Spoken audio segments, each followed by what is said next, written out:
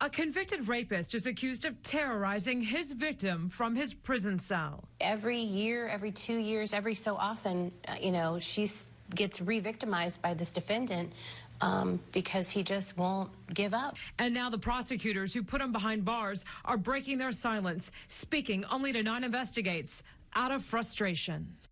And they believe a dangerous felon is using a cell phone and fake social media accounts from a prison in the Panhandle. That's right, a phone in prison, cell phone. Investigative reporter Darlene Jones first started questioning the Department of Corrections about this case 3 weeks ago. After spending months reviewing the case, Darlene joins us live in the studio. And Darlene, prosecutors call this a public safety failure. Greg, one of the most bizarre stories I have ever reported on. They provided us with proof. They sounded the alarm to the State Department of Corrections months ago. It wasn't until we started asking tough questions that they heard from the Inspector General's office, which now confirms it's investigating. Julia Lynch is a lead prosecutor overseeing thousands of sex crimes and child abuse cases in Brevard County. But there is one file she has to keep opening, even though the defendant, Christopher Wood, was convicted of rape and kidnapping 10 years ago and is now serving 50 years at Jefferson Correctional Institute.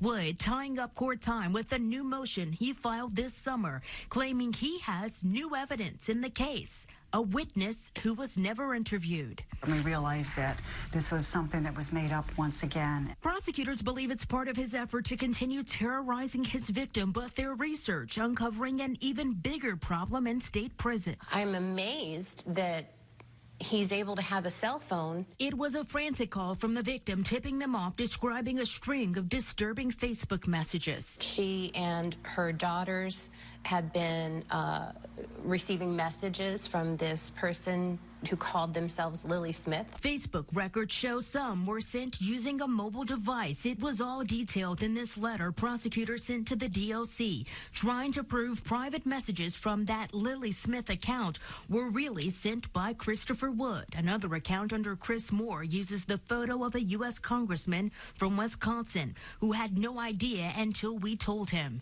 The DOC insisting through this email Wood has no cell phone.